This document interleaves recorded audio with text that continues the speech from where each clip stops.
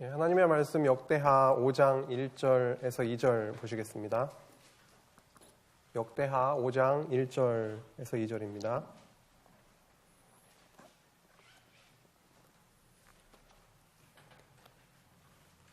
봉독하겠습니다. 솔로몬이 여호와의 전을 위하여 만드는 모든 일을 마친지라. 이에 솔로몬이 그의 아버지 다윗이 드린 은과 금과 모든 기구를 가져다가 하나님의 전 곳간에 두었더라. 이에 솔로몬이 여호와의 언약궤를 다윗성 곧 시온에서부터 메어 올리고자 하여 이스라엘 장로들과 모든 지파의 우두머리 곧 이스라엘 자손의 족장들을 다 예루살렘으로 소집하니. 아멘. 지난 시간에 여호와께서 다윗에게 언약하신 대로 솔로몬을 통해서 그 언약을 성취하시되 솔로몬을 어떻게 하셨죠? 번영케 하셨죠. 그러니까 번영케 하셔가지고 성전 건축을 준비케도 하시고 그 다음에 성전 건축을 공사를 진행케 하시는 말씀을 상고하였습니다. 기억나시죠? 네. 여호와께서는 다윗에게 사무엘하 7장 12절에서 13절까지 그 언약을 해주셨는데요. 뭐냐면 내 수완이 차서 내 조상들과 함께 누울 때에 내가 내 몸에서 날 내 씨를 내 뒤에 세워 그의 나라를 견고하게 하리라. 나라를 견고하게 하리라 라고 하는 언약을 해주셨고, 그는 내 이름을 위하여 집을 건축할 것이요 성전을 건축하게 하시겠다는 언약을 또 해주셨죠. 그리고 나는 그의 나라 왕위를 영원히 견고하게 하리라. 그 왕위를 영원히 견고하게 있게 하시겠다라고 하는 그 언약을 사무엘하 7장 12절에서 13절까지 해주셨습니다. 그리고 그 언약대로 다윗 왕조를 보호해 나가시는 섭리를 계속 해나가십니다. 그러면 오늘 부분을 들어가기에 앞서서 지난 시간에 살펴봤던 부분과 함께 전체적인 그 맥락을 좀 살피고 오늘 진행을 하려고 합니다. 지금 저희는 통치 언약이 성취되는 가운데 있고요. 먼저 다윗 왕국을 창건해 주셨죠. 룻기서에서 사무엘하까지. 그 다음에 창건해 주셨는데 솔로몬 창건해 주셨고 그 북이스라엘 솔로몬 이후에 북이스라엘과 남유다로 이렇게 나누어지잖아요. 그때 북이스라엘 이탈 왕조는 어떻게 되냐면 멸망이 되는 거죠. 이탈 왕조는 멸망시키십니다. 근데 열왕기상하 내용이죠. 그 다음에 저희가 살펴보고 있는 역대상하의 내용은 이탈 왕조, 북이스라엘 이탈된 왕조는 멸망시키시지만 남쪽 왕조, 다윗 왕조는 어떻게 하시냐면 멸망과 다르게 어떻게 하시죠? 계승시키신다라는 거죠. 계승. 이탈 왕조는 멸망되지만 다윗 왕조는 계승된다라고 하는 거. 굉장히 좀 그 비교가 되는 거죠. 다윗 왕조를 계승시키시는데요. 먼저 역대상하의 내용에서 다윗 왕조를 먼저 수립하시고, 그렇죠? 수립하시고 그 수립한 다윗 왕조를 보호해 나가신다는 겁니다. 보호해 나가신다는 거죠. 다윗 왕조를 보호하시는데 크게 세 부분으로 되어 있어요. 먼저 보호하시기 위해서 어떻게 하냐면 솔로몬을 번영시키세요. 그 다음 솔로몬을 번영시키신 다음에 이런 과정을 통해서 번영을 시키시는 거죠. 지금 살펴보고 있는 거니까. 이런 과정을 통해서 번영시키시고 번영시키신 이후에 어떻게 되죠? 솔로몬 사후에 북이스라엘과 남유다로 이렇게 나누어지지 않습니까? 그때를 분국시대라고 하는데 그 분국시대에도 역시나 다윗 왕조를 보호하시고 그리고 나중에 다윗 왕조를 존속시키시는 그 내용으로 이어집니다. 여기 존속이라고 했으니까 다윗 왕조의 존속이라고 했을 때 그러면 존속되지 않은 왕조가 있다라는 의미이겠네요. 북이스라엘 여기 이탈 왕조는 존속되지 않았고 다윗 왕조는 계속 존속이 되는 거죠. 그래서 다윗 왕조를 세우시고 보호하시는 그런 역사 섭리를 통해서 다윗 왕조를 계승시키시고 이렇게 창건하시고 계승시키셔서 보호하시는 과정을 통해서 통치 언약을 성취해 나가시는 것을 어디요? 예? 4절. 아, 회복입니다.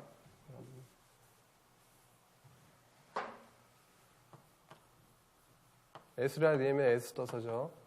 네, 다윗 왕조의 회복입니다. 회복시키심으로 통치 언약을 성취하시는 것입니다. 그래서 오늘 살펴볼 내용은 전 시간까지는 여기까지 살펴봤었죠. 그래서 오늘 살펴볼 부분은 5장에서 9장의 내용인데 성전 건축을 준비케 하셨죠. 그 다음에 준비케 하시더니 공사를 하게 하셨고 성전 공사가 끝난 다음에 이스라엘 그 민족들이 백성들이 찬송하고 그리고 기도를 하게 됩니다. 그리고 그 기도에 대해서 응답을 해주시고요. 그 다음에 솔로몬의 형통의 내용과 그 다음에 명성의 내용이 이어집니다. 그래서 오늘 부분은 성전이 건축되고 나서 그 성전을 건축되고 성전으로 뭐가 들어오냐면 언약궤가 이제 들어오게 되죠. 그리고 여호와께 찬송을 하게 되고 언약대로 또 기도하는 그 죄를 사해 달라고 하는 그 기도를 하게 되고 그 기도에 대해서 여호와께서 응답하시고 전체적으로 솔로몬의 어떤 형통의 내용이 뒤에 다시금 써지면서 이 형통의 내용과 함께 온 세상 그 주변 나라에 솔로몬의 명성이 퍼지게 하셔가지고 스바 여왕이 찾아오기도 하고요. 그렇죠. 그리고 온 주변에 있는 그 나라의 왕을 다스리게 하시는 내용으로 그렇게 이어지는데 오늘 한번 5장부터 이어서 살펴보기로 하겠습니다. 지난 시간에 이어서 솔로몬 왕의 번영을 통해서 다윗 왕조를 보호해 나가시는 여호와 하나님의 역사 섭리를 이어서 살펴보겠습니다. 5장과 6장은 성전이 건축된 이후에 찬송과 기도의 내용인데 조금 더 압축하자면 언약을 성취해 주셔서 찬송하고요. 그리고 언약을 이루어 주시길 기도하는 겁니다. 언약을 성취해 주셔서 감사 찬송을 하는 거고요. 언약을 이루어 주시길 기도하는 내용이라고 요약을 할 수 있습니다. 먼저 5장 1절에서 2절은 아까 저희가 읽어봤는데요. 드디어 성전을 위해서 만드는 여러 가지를 만들었잖아요. 그 만드는 일이 마무리가 되었습니다. 그리고 나서 솔로몬 왕이 첫 번째로 마음먹은 일이 있는데 그것은 다윗성으로부터 무엇을 갖고 오는 일이죠? 여호와의 언약궤를 메고 지성소로 메어 드리는 일이었습니다. 이를 위해서 솔로몬이 이스라엘의 장로들 그리고 모든 지파의 족장들을 예루살렘으로 소집을 하게 되고요. 그래서 다 모여서 7째 달 절기에 왕에게로 솔로몬 왕에게로 다 이렇게 모여들게 됩니다. 그 다음에 레위 제사장들이 언약궤를 어떻게 해요? 언약궤를 메고 성전을 향해서 이제 올라가게 됩니다. 다윗 때 언약궤를 다윗 성으로 옮기려고 하다가 큰일이 있었죠. 레위인들이 틀림없이 메야 되는데 레위인이 아닌 사람이 손을 댔다가 큰 일이 있었죠. 그리고 나서 다윗도 깨달은 게 규례대로 레위인들이 메고 다윗성으로 들어온 적이 있습니다. 여기도 보면 맸다라는 것을 자꾸 반복을 해서 쓰고 있어요. 그러니까 여호와께서 명령하신 대로 레위인 제사장들이 언약궤를 메고 그 언약궤와 거룩한 기구들을 메고 성전을 향하게 됩니다. 5장 7절 한번 보실까요? 제사장들이 여호와의 언약궤를 그 처소에 메어드렸으니 그 처소는 어디냐면 곧 본전 지성소 그룹들의 날개 아래라. 지난 시간에 보셨던 그 그림 같은 거 생각을 해보시면 지성소가 있고 지성소에 두 그룹이 있었죠. 두 그룹 아래에 언약궤가 있었습니다. 그렇죠? 그러니까 지금은 없는 상태죠. 지금 이 맥락에서는. 그러니까 그 언약궤를 두 그룹 아래로 이제 지성소로 메어 드리는 내용입니다. 다윗성에 보관되어 온 여호와의 언약궤는 드디어 성전의 어디로요? 지성소, 내소, 지성소로 이제 옮기게 되고요. 근데 앞서서 역대상 13장에서 15장의 내용을 기억해 보면 다윗 왕이 통치를 준비하게 되는데요. 그때 다윗성을 지은 후에 오벳 에돔의 집에서 즐겁게 언약궤를 메어 드리고 찬양하는 내용이 있었습니다. 기억하실 거예요. 그 이후로 언약궤는 계속 어디에 있었냐면은 다윗성 장막에 그대로 있었던 겁니다. 근데 솔로몬 성전이 건축되고 나서 어디로요? 지성소로 지금 메어 올리게 된 것이죠. 그런데 이스라엘 백성에게 있어서 이 여호와의 언약궤, 이 증거궤가 왜 그렇게 중요할까요? 다윗도 언약궤를 다윗성으로 메어 올려고 그렇게 노력을 한 거고, 솔로몬도 성전이 건축되고 나니까 가장 먼저 하는 게 언약궤를 지성소로 메어 드리는 일입니다. 굉장히 중요하기 때문에 그렇게 언약궤에 신경을 쓰는 거겠죠. 이것과 관련해서 언약궤가 얼마나 그 중요한 것인지를 몇 구절을 말씀을 통해서 한번 확인해 보려고 하는데요. 그냥 들으셔도 되겠습니다. 출애굽기 25장 22절에 보면 어떤 말씀이 있냐면요. 속죄소 위 곧 증거궤 위에 있는 두 그룹 사이에서 내가 이스라엘 자손을 위하여 내게 명령할 모든 일을 내게 보이리라. 여호와께서 모든 일을 보이는 장소가 어디냐면 증거궤 위에 있는 두 그룹이래요. 증거궤 위에 속죄소가 이렇게 덮이죠. 속죄소 그 위에도 그 그룹이 둘이 있잖아요. 그 사이에서 여호와께서 이스라엘 백성들에게 말씀하신다라는 겁니다. 출애굽기 30장 6절에 보면 그 속죄소는 내가 너와 만날 곳이다 라는 말씀이 있었어요. 그러니까 속죄소에서, 언약궤 위에 덮인 속죄소에서 여호와께서 너희들을 이스라엘 백성들과 너와 만날 곳이다. 그리고 레위기 16장 2절에 보면 내가 구름 가운데에서 속죄소 위에 나타남이니라. 속죄소 위에 여호와께서 나타난다는 말씀이 있고요. 민수기 7장 89절에 보면은 모세가 회막에 들어가서 여호와께 말하려 할 때에 증거궤 위 속죄소 위에 두 그룹 사이에서 자기에게 말씀하시는 목소리를 들었으니 여호와께서 그에게 말씀하시니라. 여호와께서 말씀하시는 그 장소가 언약궤 위에 덮인 속죄소 그 위에 그 사이에서 그룹 사이에서 말씀하신다라는 거죠. 하나 더 있습니다. 민수기 17장 4절에 보면은 이 아론의 쌍난 지팡이를 회막 안에서 내가 너희와 만나는 곳인 증거궤 앞에 두라고 한 말씀이 있습니다. 이러한 말씀들을 통해서 알 수 있듯이 언약궤 위에 덮여 있는 속죄소, 언약궤와 속죄소를 너무 분리하지 않는다라고 보면 언약궤 위의 속죄소는 여호와의 임재의 장소라는 거죠. 여호와께서 거기에 임하신다라는 거고, 그리고 말씀을 하시는 말씀의 장소인 것이고, 그 다음에 속죄의 장소라는 겁니다. 그만큼 소중한 거라는 것이죠. 이러한 언약궤가 여호와의 택하신 곳, 성전의 지성소에 놓이게 된 것은 아주 큰 의미가 있습니다. 지성소 언약궤 위에 덮인 속죄소야말로 이스라엘 백성에게 있어서는 사망에서, 죽음에서 생명으로 옮겨지는 여호와 하나님의 은혜가 베풀어지는 장소. 그래서 시은소라고도 합니다. 베풀시 은혜은 그 장소. 그래서 은혜를 베푸는 장소이기 때문이죠. 그래서 이스라엘 백성들에게 있어서는 언약궤가 그렇게 소중하고, 성전이 지어진 다음에 가장 먼저 한 일이 언약궤를 지성소로 메어 드리는 일이었습니다. 이런 언약궤가 건축된 성전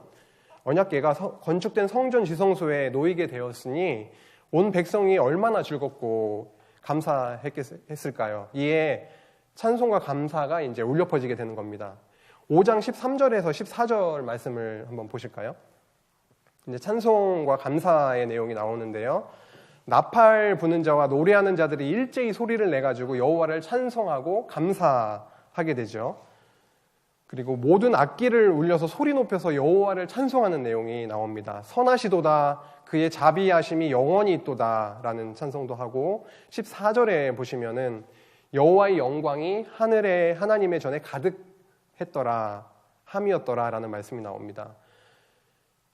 지성소로 언약궤가 들어오고 그 이후에 여호와 하나님의 이름을 찬송하고, 그러니까 여호와 하나님께서 그 영광, 하나님의 영광이 하나님의 전에 아주 가득하게 되는 일이 벌어진 겁니다.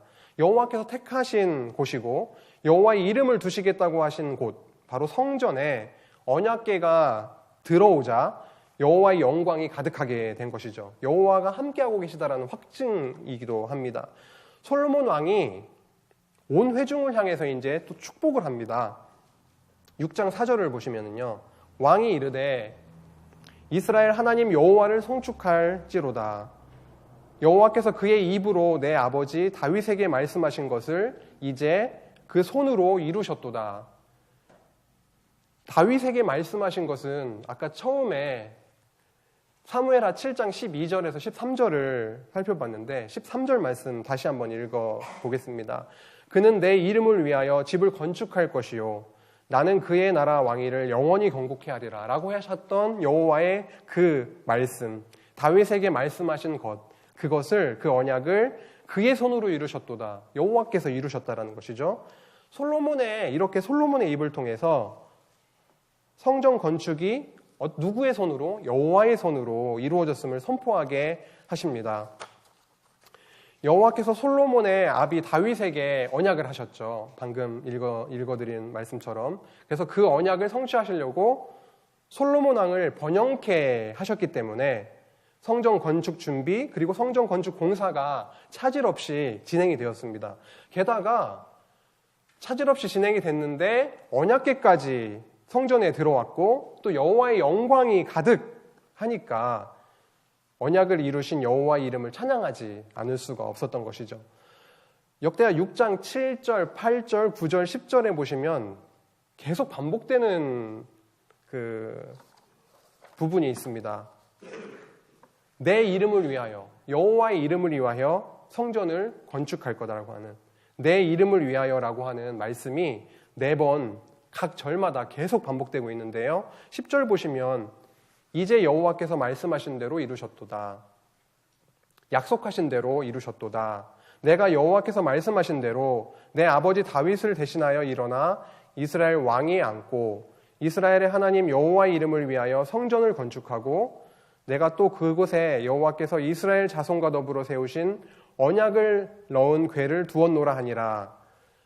이 말씀을 통해서 알 수 있듯이 성전 건축의 목적은 인간 솔로몬 왕을 부각시키기 위함이 아닙니다. 또한 건축된 성전 그 자체를 소개하기 위함도 아닌 것이죠. 말씀에서 알 수 있듯이 오직 언약하시고 그 언약대로 이루신 여호와를 계시하시기 위해서 라는 것입니다. 그 언약 성취의 과정에서 솔로몬의 번영을 통한 성전 건축이 있게 된 것이죠. 앞에서 이어지게 될 분국시대, 그 뒤로 이어지게 될 분국시대의 보호는 이 성전이 없이는 절대 가능하지 않은 것입니다. 이 성전 때문에, 여호와께서 언약대로 세우신 이 성전 때문에 그 다음 내용 이어지는 이 분국시대, 이 분국시대의 이 보호가 뭐 때문에 가능하냐면 솔로몬 왕을 번영시켜서 건축하게 하신 이 성전 때문에 분국시대에도 다윗 왕조가 보호될 수 있다는 겁니다. 성전을 통해서 다윗 왕조를 보호하심으로 하나님이 언약대로 이루시는 여호와이심이 확증됩니다. 솔로몬 왕은 여호와께서 세우신 언약을 굳게 붙들고 이제 기도를 하기 시작하는데요. 지금까지 살펴본 부분은 먼저 어떤 부분이었죠? 찬송한 부분입니다. 근데 언약대로 이루셨음을 찬송했다면 지금은 또 언약을 붙들고 언약을 이루어 주시기를 기도하는 내용이 이어집니다.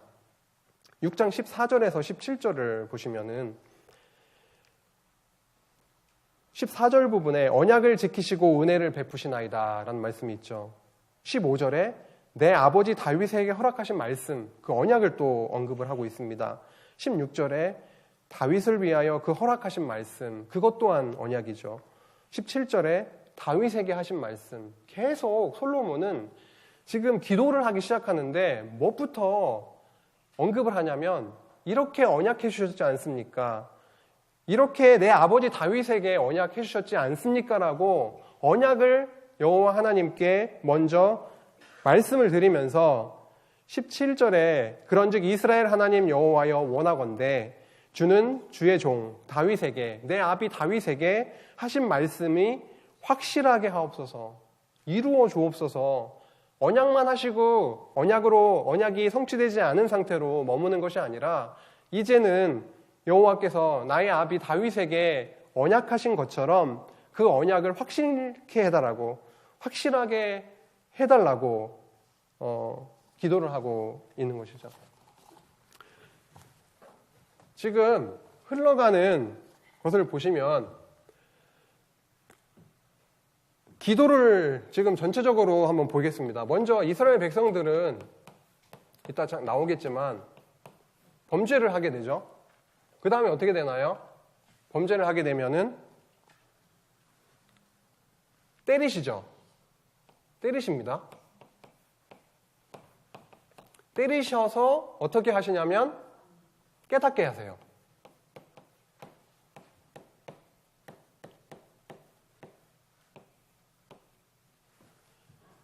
범죄한 이스라엘 백성을 때리세요. 때리셔서 깨닫게 하세요. 깨닫게 하시고 나서 어떻게 하시냐면 지금 저희가 방금 기도한 솔로몬의 기도처럼 어디를 향해서 기도를 하게 되는 거죠? 여기요. 어디를 향해서 기도를 하게 되죠? 성전을 향해서 기도를 하게 되는 거예요. 성전을 향해 기도를 하게 됩니다. 기도. 그러면 성전을 향해서 기도하면 그 기도에 어떻게 해주시죠? 응답을 해주시는데 여기는 때리셨죠? 그럼 어떻게 되겠어요? 싸매시는 거죠. 싸매시는데 여기는 깨닫게 해서 기도하게 하시고 그 기도에 의해서 용서해달라는 그 기도에 의해서 여기는 죄 용서를 해주시는 겁니다.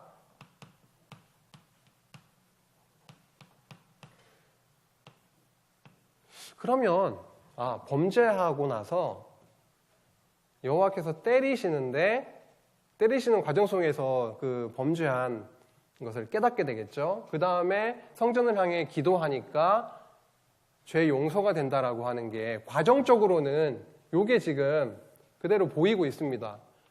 그렇죠. 근데 지금 더 중요한 게 뭐냐면 하나씩 빠졌다라는 거죠. 이게 앞뒤에 이게 안 들어가면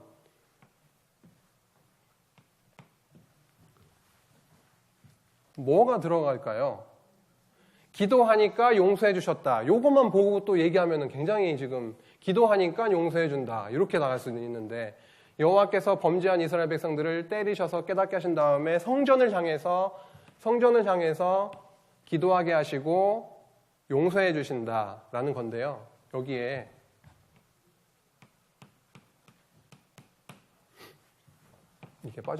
이걸 꼭 넣어야 된다라는 거죠. 지금 범죄하는 것도 이스라엘 백성들이 가나안 땅에 들어가서 범죄하는 것도 언약대로 범죄하고 있는 거죠. 여호와께서 성전을 향해서 기도하게 하시는 것도 그리고 기도하게 하셔서 죄 용서하시는 것도 지금 솔로몬의 기도의 내용이 성취되는 거죠. 이런 것이 언약하시고 그 언약대로 이루어진다라는, 결국 성취된다라는 요 지금 구도가 전체적으로 정리가 돼야만이 지금 저희가 크게 보고 있는 여호와께서 언약하신 대로 그대로 성취해 나가신다라는 것이 이해가 될 수 있습니다. 6장 21절에 한번 보시면 주의 종과 주의 백성 이스라엘이 이곳은 성전이죠. 성전을 향해서 기도할 때에 지금 솔로몬이 기도를 하는 겁니다. 주는 그 간구함을 들으시되 주께서 계신 곳 하늘에서 들으시고 들으시사 사하여 주옵소서라는 기도를 하게 되고요. 그리고 여러 가지 이스라엘 백성들이 겪는 범죄로 인해서 때림을 받는 경우가 아주 다양하게 소개되고 있는데요. 22절에는 이웃에 범죄했을 때, 24절에 적국에 패했을 때 등 많이 이제 소개가 되고 있습니다. 한번 언약하시면 어떠한 일이 있어도 그 언약을 성취하시는 신실하신 여호와 하나님께 솔로몬 왕이 이제 이스라엘이 죄악을 깨닫고 성전을 기도하게 되면은 죄를 용서해 달라고 그렇게 간구하고 있는 거죠. 여호와께서는 이스라엘 백성들이 이방 민족이라든지 아니면 기근, 그다음 전염병, 흉년, 해충, 질병, 재앙 등으로 여호와께서 이스라엘 백성들을 때리시고, 그리고 이스라엘 백성들은 때리신 다음에 어떻게 됐냐면 그 가운데 그들의 죄악을 깨닫게 되고, 그리고 성전을 향해서 기도하게 되는 거죠. 솔로몬은 이렇게 이스라엘이 죄악을 깨닫고 성전을 향해서 기도하게 될 때 용서해 주시기를 간구하는 겁니다. 이러한 솔로몬의 기도는 솔로몬 개인이 자기의 원함을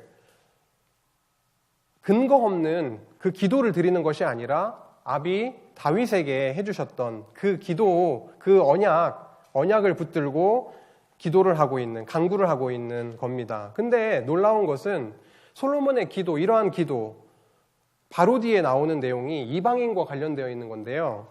6장 32절에서 33절에 보시면은 이방인이 기도할지라도 그 기도를 들어달라고 또 기도를 하게 됩니다.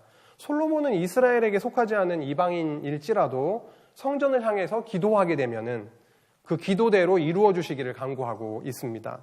지난 시간에 살펴봤던 것을 기억해 보면은요, 여호와께서 성전을 건축 준비를 하게 하시죠. 그 다음에 성전을 건축하는 과정이 있었죠. 그 과정에서도 여호와께서 당신의 주권으로 이방인을 들어가지고 사용하셨습니다. 준비할 때도 그렇고 지을 때도 그렇고 그 준비할 때 제목들도 이방 왕이 보내서 준비가 되었죠.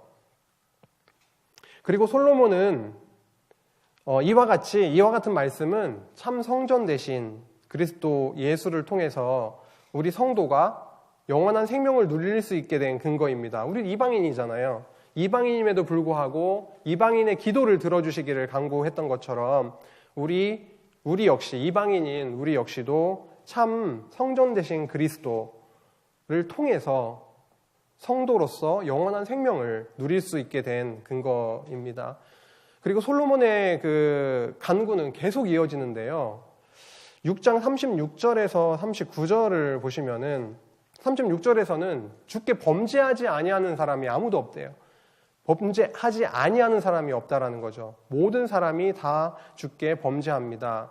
주께 범죄함으로 주께서 그들에게 진노하사 그들을 적국에게 넘기심에 적국이 그들을 사로잡아 땅의 원근을 막론하고 끌고 간 후에라고 하면서 사로잡혀 갈 것에 대한 것도 여기에 언급이 되고 있습니다. 장차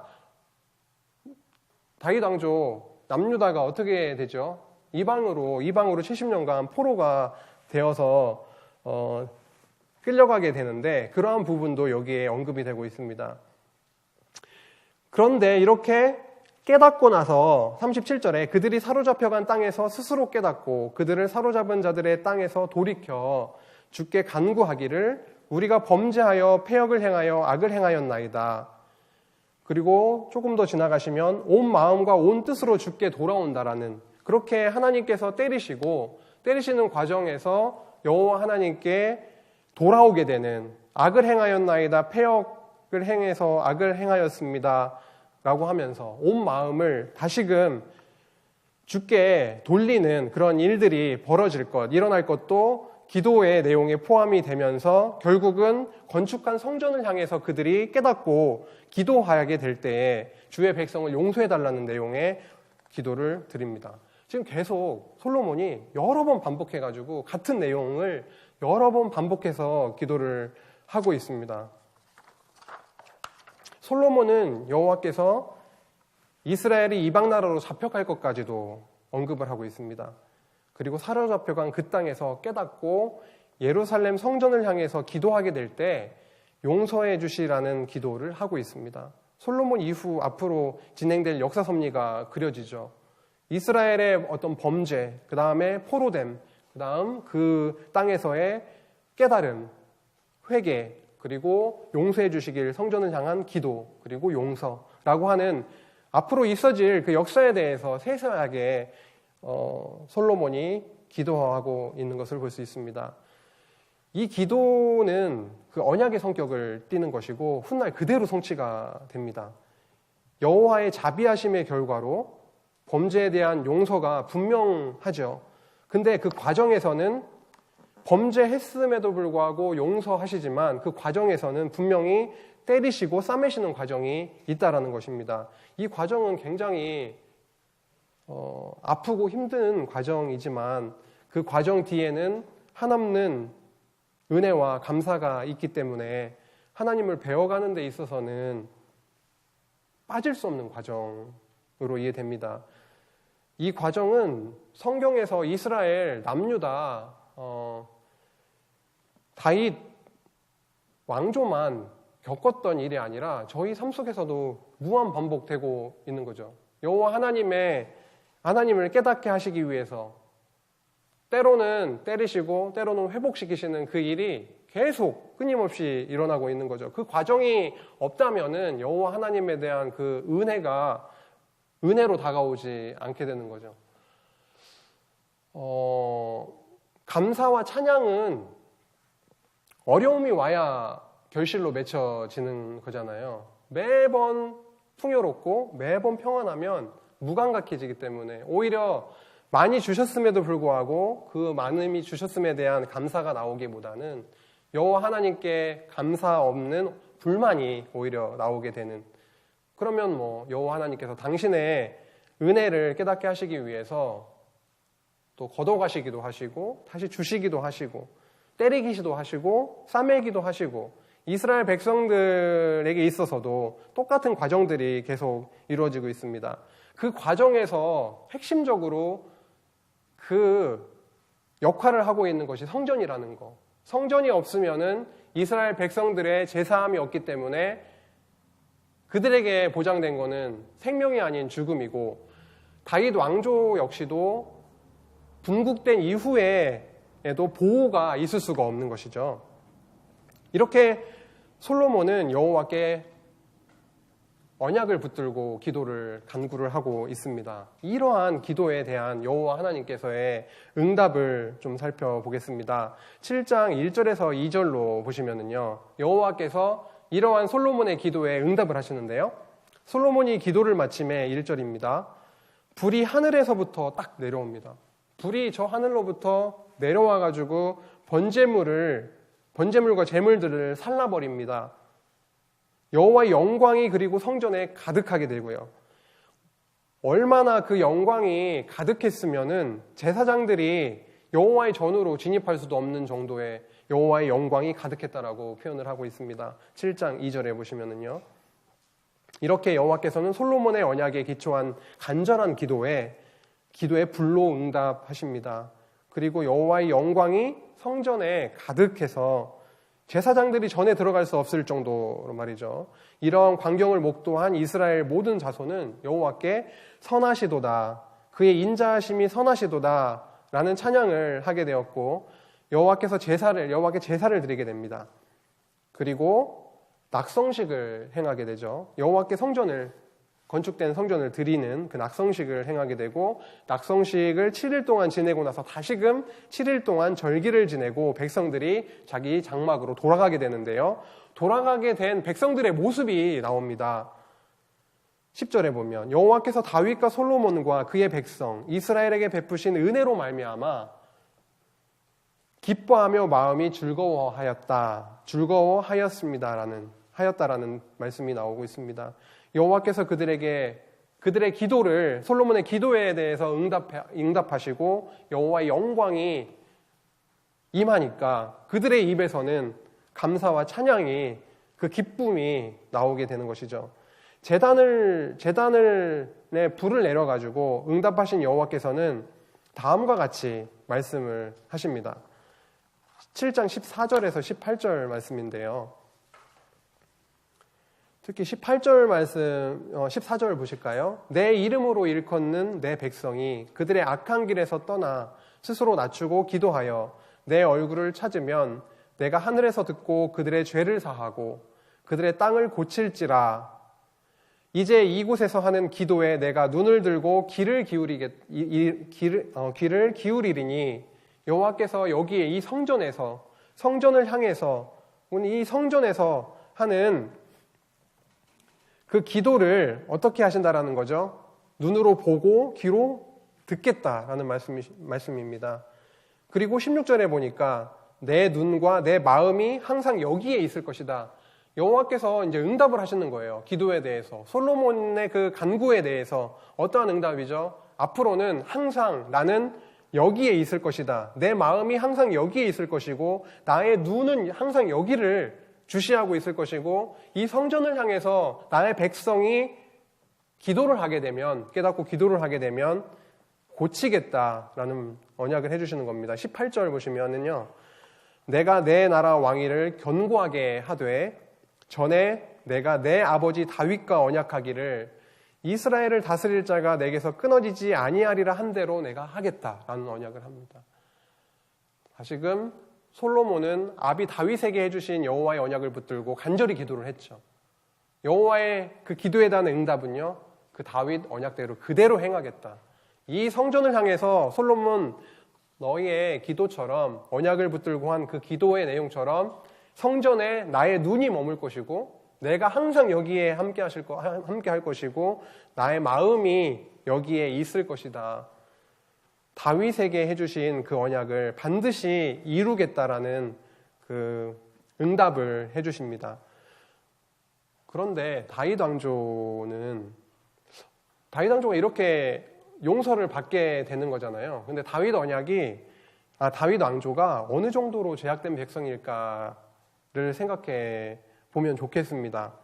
용서받을 만하니까 용서받는 건지, 용서받을 만한 조건이 그들에 과연 있었던 건지, 아니면 없었던 건지, 그들의 죄악의 정도가 어느 정도였는지를 말씀을 통해서 간단하게 한번 살펴보도록 하죠. 역대하 좀 뒤로 좀 넘기셔가지고요, 역대하 33장 9절을 한번 보시면은, 한번 이건 찾아봐 보시죠. 역대하 33장 9절 말씀을 한번 보시면은요,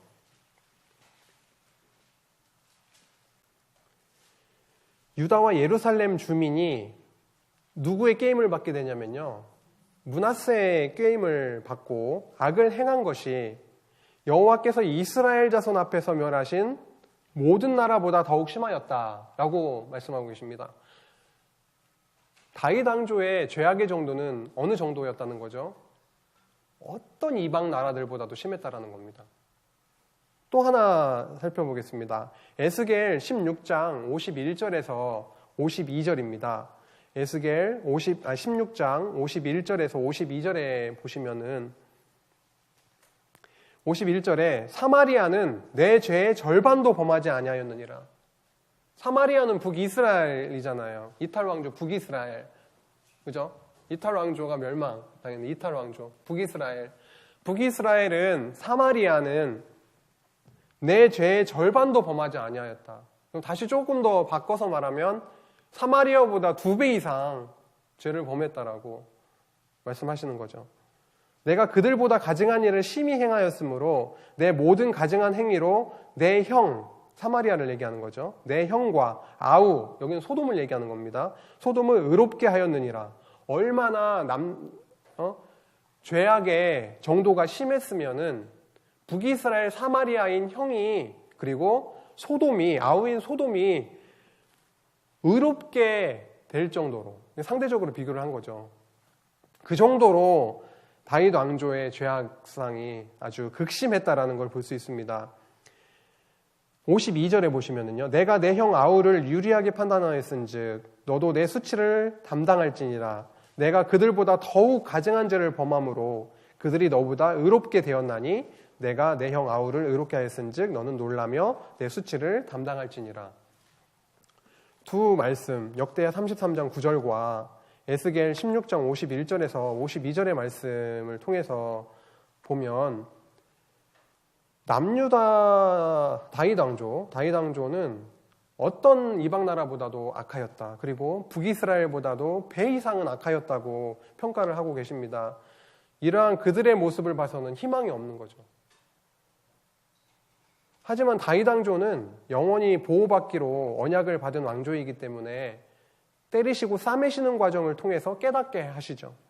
그리고 죄를 사해 주시는 자비를 베풀어 주십니다. 성전을 통해서요.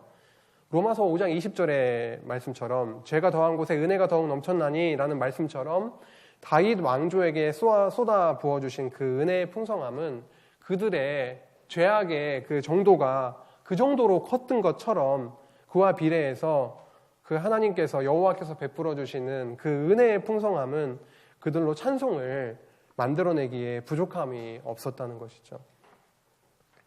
이렇게 솔로몬으로 하여금 언약을 붙들고 기도하게 하셨고 그 다음에 그 언약대로 여호와께서 이루어 주시겠다라는 응답을 7장까지 살펴보았습니다. 8장과 9장은 솔로몬이 얼만큼 형통했는지 그리고 그의 명성은 어떠했는지에 대한 내용이 이어지고 있는데요. 솔로몬의 형통이라는 8장의 내용을 좀 들어가서 보면은 일단 1절과 6절을 한번 살펴보도록 하겠습니다. 어느 정도로 형통케 하셨나? 솔로몬이 여호와의 전과 자기의 궁궐을 20년 동안 건축하기를 마쳤다고 합니다. 20년 동안 건축을 한 거죠.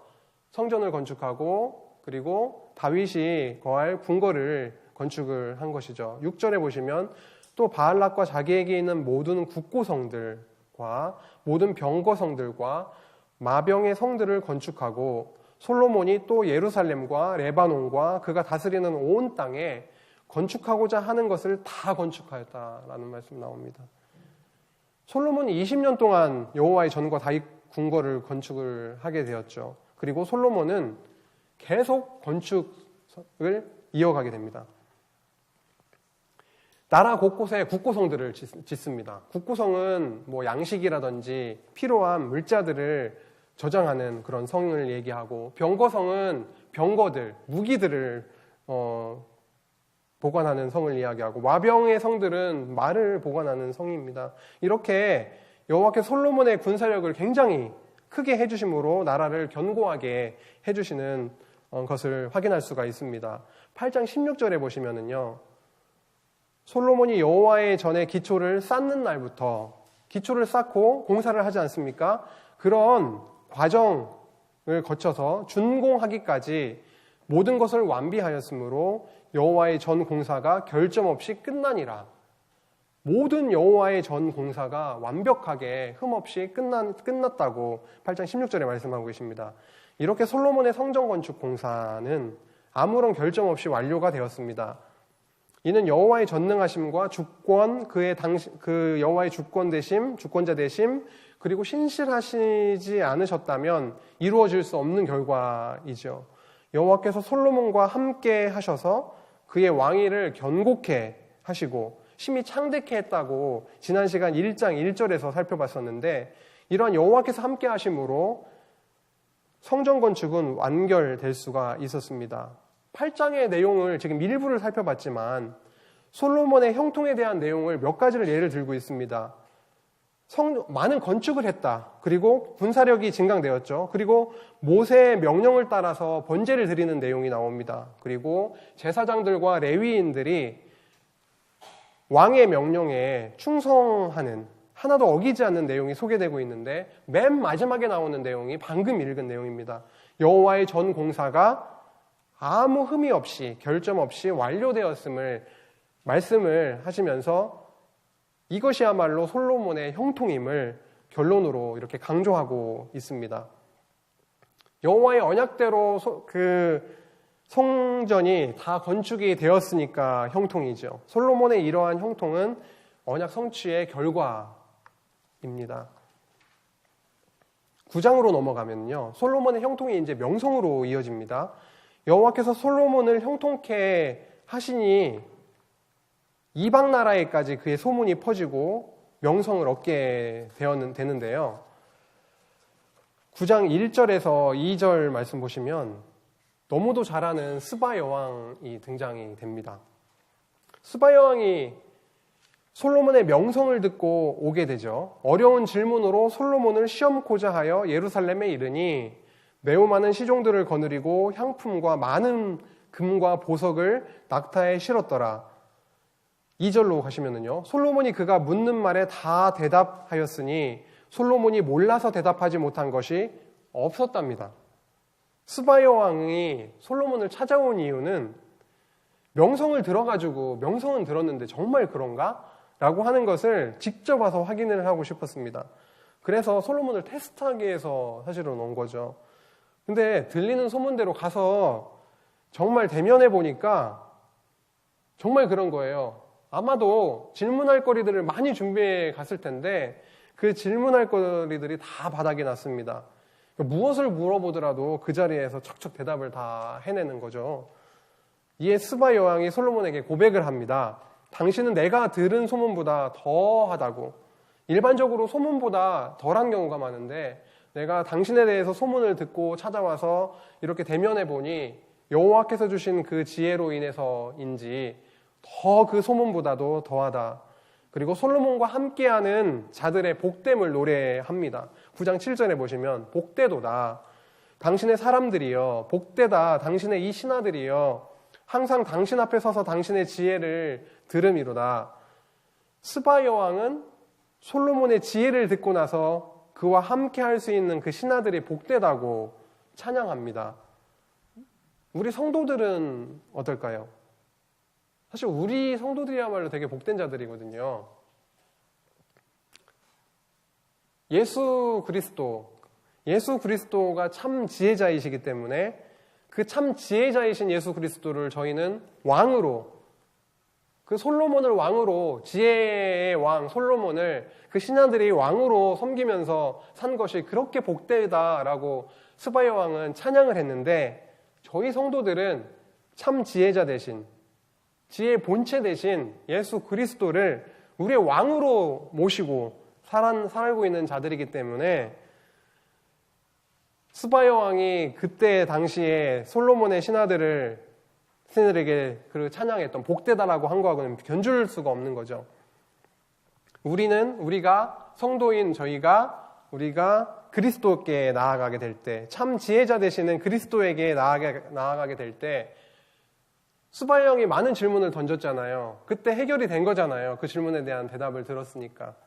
근데 저희들 안에 갖고 있는 많은 문제들, 그런 어려움들, 그런 고민거리들, 누구에게 말할 수 없는 그런 것들, 모든 것들을 참 지혜자 되신 예수 그리스도께 딱 갖고 오면 우리의 죄 문제, 우리의 죽고 사는 그 영원한 생명에 대한 문제, 이런 것들이 해결이 되어버리니까 우리들이야말로, 우리 성도들이야말로 그 스바 여왕이 복되다라고 그렇게 부러워했던 그 구약시대의 성도들하고는 견줄 수 없을 정도의 정말로 복된 자들이라는 것이죠.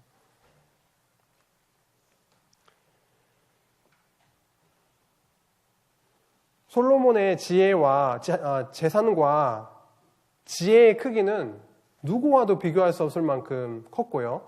주변 모든 왕을 다스릴 정도로 그 명성을 얻게 하셨는데요. 9장 22절에서 23절을 보시면 솔로몬 왕의 재산과 지혜가 천하의 모든 왕들보다 컸다. 그가 가지고 있는 지혜, 그가 가지고 있었던 누렸던 그 재산은 어느 천하에 있는 왕들보다 비교해도 그들보다 훨씬 더 컸다라고 기록하고 있습니다. 26절에 한번 보실까요? 솔로몬이 유브라데 강에서부터 블레셋 땅과 애굽 지경에까지의 모든 왕을 다스렸다라고 나오고 있습니다. 솔로몬은 그 당대에 천하의 어떤 나라의 왕들보다도 많은 재산과 지혜를 여호와께서 주셔서 누릴 수 있었고, 그 다음에 그 주변에 있는 유브라데 강으로부터 그 다음에 블레셋, 그리고 애굽 지경에 있는 그 주변에 있는 모든 왕들을 다스리게 하셨다라는, 여호와께서 형통케 하시고 그리고 명성을 얻게 하셔서 이 정도로 명성을 얻게 하셨다라고 하는 것이 기록되어 있습니다. 이렇게 여호와께서 솔로몬을 형통케 하시고 명성을 얻게 하셨습니다. 천하의 모든 왕들보다 재산과 지혜를 크게 하심은 다윗에게 세우신 그 언약대로 다윗의 집 그리고 그의 나라가 영원히 보존되고 다윗의 왕위가 영원히 견고케 하시기 위해서 이렇게 솔로몬에게 형통케 하시고 명성을 얻게 해주심을 알 수가 있습니다. 주변 모든 나라들의 왕을 다스리게 하심 역시도 같은 맥락으로 이해할 수가 있습니다. 이제 솔로몬이 이제 여호와 하나님의 부르심을 부를 때가 왔습니다. 9장 30절에서 31절에 보시면은 솔로몬이 왕이 돼서 예루살렘에서 40년 동안 왕으로서 다스리게 되고 31절에 솔로몬이 그의 조상들과 함께 잠에 그의 아버지 다윗의 성에 장사되고 그의 아들 르호보암이 대신하여 왕이 되니라. 솔로몬이 그들의 조상들과 함께 이제 죽어서 장사되고 나서 그의 아들인 르호보암이 왕이 됐다라는 거죠. 앞으로 이 부분에 가서요, 분국시대의 보호의 내용으로 저희들이 들어가 보면 분국시대에 보호받았다라는 증거가 각 장 끝마다 나오는데요. 그의 아들이 계속 반복이 돼요. 이 왕이 죽고 그 왕이 죽고 나서 그 왕조가 끊어지는 게 아니라 그의 아들로, 무엇 때문에? 다윗의 언약 때문에 또 그의 아들로 계속 이어지고 있는 것을 확인할 수가 있는데요. 그게 언약대로, 다윗 언약대로 여호와께서 분국시대에도 다윗 왕조를 보호해 나가시는 그 근거가 됩니다. 앞으로 쭉 살펴보게 되겠죠. 지금까지 살펴본 것처럼 여호와께서는 솔로몬 왕을 번영케 하십니다. 1장에서 9장까지를 지난 주와 이번 주에 걸쳐서 9장까지의 내용을 살펴보게 되었죠. 솔로몬을 번영시키셔서 솔로몬 성전을 건축할 수 있도록 준비케 하셨고, 그 다음에 공사하게 하셔서 완공케 하셨고, 그 완공된 성전 건축이 완성된 상태에서 그 언약대로 성전을 건축하게 해주셨음에 대한 찬송을 드리게 하셨죠. 그 다음에 성전이 건축되었으니 그 언약대로 성전을 통해서 죄를 용서해달라는 기도를 드렸죠. 그 기도에 대해서 여호와께서 응답하십니다. 언약을 붙들고 한 기도니까 응답은 뒤에 따라 나오죠. 그래서 이렇게 솔로몬을 번영케 하셨다는 것을 형통과 명성의 내용을 통해서 다시 한번 확인을 하게 해줍니다. 그리고 나서 분국시대의 보호의 내용으로 솔로몬 왕을 번영시키셔서 세운 이 성전을 기초로 이제 보호의 내용으로 넘어가게 됩니다. 솔로몬 왕의 번영의 내용을 1장에서 9장까지 살펴봤는데요. 그간 살펴보면서 아주 곳곳에 여호와 하나님의 그 속성들이 막 나왔는데 그거를 그때그때 다 살펴보기는 좀 여러 가지 흐름도 있으니까 쉽지는 않지만 이렇게 큰 덩어리로 하나의 큰 의미 단락으로 살펴보고 나서 그 안에 하나님의 속성이 어디에 이렇게 막 선포되고 있는지를 살펴볼 그런 필요가 있습니다. 저희가 성경을 통해서 언약하시고 성취하시는 하나님이 언약대로 성취하시는 여호와시구나, 하나님 살아계시구나, 그 존재도 확인하고 언약대로 성취하시는 과정에서 당신의 영광의 속성이 선포가 되는데 그 속성도 살펴볼 필요가 있다라는 거죠. 5대 속성은 잘 알고 계시듯이 전능성, 신실성, 주권성, 영원성, 자비성인데요. 가만히 생각해 보시면 이러한 것들이 다 지금 있었다라는 거죠. 전능하시지 않은 분이 어떻게 이 솔로몬에게 지혜를 주시고 당신이 주시고자 하면 주시는 거고 부귀 영화를 주시고 그 이방 왕의 마음까지 당신의 마음대로 주관해 버리시잖아요. 그렇죠? 신실하시지 않으시면 그 세운 언약을 이루시지 못하실 텐데 전능하시니까 또 언약을 이루실 수 있는 거죠. 전능하신 그분이 언약을 이루실 수 있는 건데 그렇기 때문에 세우신 언약을 당신의 이름을 위해서 이루심을 통해서 당신의 신실성을 드러내시죠. 지금 계속 그렇지 않습니까? 성전 건축이 언약대로 되었기 때문에 찬송하고 있고 언약대로 성전을 통해서 제 용서를 기도하고 있고 언약대로 기도했으니까 여호와께서 또 응답을 해주시고 그 언약대로 이루겠다. 당신의 신실성은 계속해서 드러나고 있습니다. 주권성이요. 주권자 되시지 않으면은 이러한 일들이 다 진행될 수가 없습니다. 당신이 한번 하고자 하시면은 어떠한 조건이 막을 수가 없죠. 여호와 하나님께서는 솔로몬에게 성전을 건축해 하시겠다라고 다윗에게 언약을 하시더니만 그대로 그 언약이 성취되게 하십니다. 영원하다라고 하는 것, 다윗의 언약, 다윗에게 세우신 다윗 언약은 곳곳에 어떤 단어가 들어가 있죠? 영원히 나라를 경고케 하겠다. 영원히 왕위를 잇게 하겠다. 경고케 하겠다라고 나와 있는 것처럼 하나님의 언약은 기본적으로 이 영원이라고 하는 그런 속성이 들어가 있지요. 자비성, 솔로몬 성전을 통해서 자비성이야말로 최종적으로 폭발을 하는 거죠.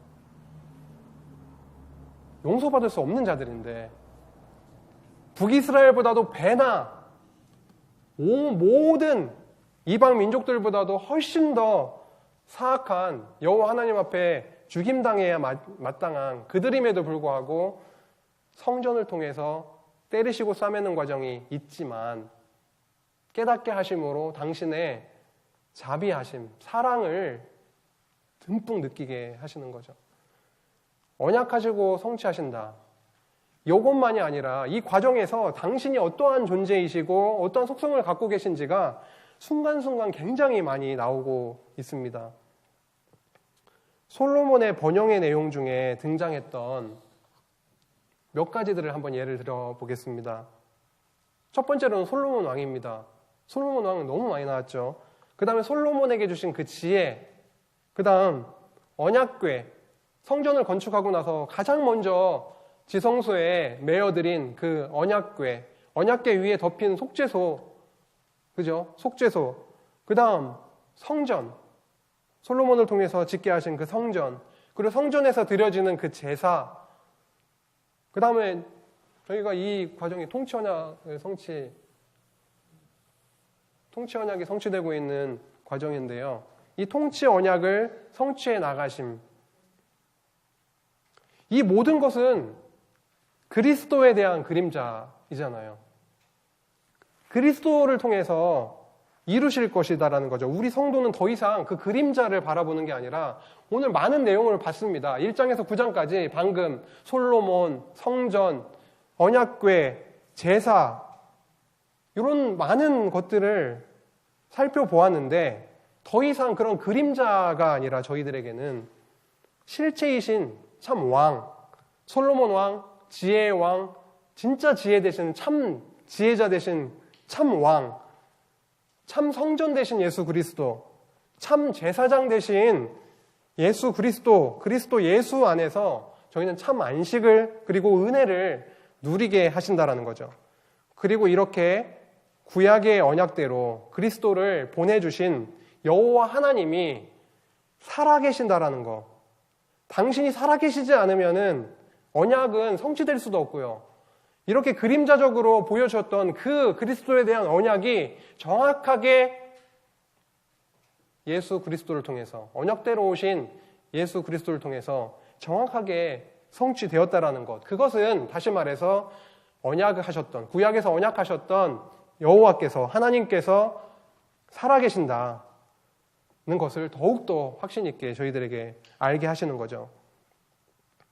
많은 내용들이 있지만 예수 그리스도를 통해서 성취된 많은 부분들이 있지만 한 주 동안 저희들이 지금 메인으로 굉장히 핵심적으로 지금 계속 살펴지고 있는 그 성전과 그리스도에 대한 그런 한번 묵상을 한번 해보시면서 은혜를 누리시는 남은 한 주 되셨으면 좋겠습니다. 기도하시겠습니다. 하나님 아버지, 저희는 북이스라엘보다도 사마리아보다도 곱절은 더 죄인이고 어느 이방 나라보다도 악한 존재였던 이스라엘 백성들처럼 남유다 다윗 왕조처럼 저희 역시도 그러한 존재임을 다시 한번 깨달았습니다. 여호와 하나님 예수 그리스도를 통해서 저희들의 이 죄악이 덮여지게 하여 주시니 감사합니다. 언약궤, 지성소에 있는 그 언약궤가 없으면 저희들은 살아갈 수 없습니다. 저희들에게 참 지혜자 되신, 참 제사장 되신 예수 그리스도를 보내주시고 구약대로 그렇게 그리스도를 보내주심으로 하나님이 정말로 살아계신 분이심을 확신케 하시니 감사합니다. 말로만이 아니라 우리들의 마음을 움직여주시고 말씀을 보게 하시고 그 말씀 속에 계시된 여호와 그리고 당신의 속성들을 하나하나 더듬어 보면서 우리의 삶을 당신의 전능하심과 신실하심 그리고 주권자 되심, 영원하심 그리고 그 사랑하심으로 자비하심으로 인도해 나가고 계시다라는 것을 잊지 않고 하루하루 한 주, 한 달, 1년 우리의 인생을 살아갈 수 있도록 주님 인도하여 주옵소서. 남은 한 주 동안 말씀 기억나게 하시고 하루하루 겪는 많은 일들 속에서 많은 갈등이 있을 수 있지만 참 지혜자 되신 예수 그리스도께 나아가게 하여 주시고 그분 앞에서 모든 문제들이 해결될 수 있도록 주님께서 인도해 주실 줄을 믿습니다. 이 자리에 함께 하신 성도님들도 계시고 또 참석하지 못한 성도님들도 계십니다. 또 건강에 어려움이 있어서 침상에 계신 성도님들도 계십니다. 이 시간 하나님 잊지 않고 하나님 바라보게 하시고 그 말씀을 통한 위로와 강건함과 힘을 주시기를 간절히 빌고 원하오며 예수님의 이름으로 기도했습니다. 아멘.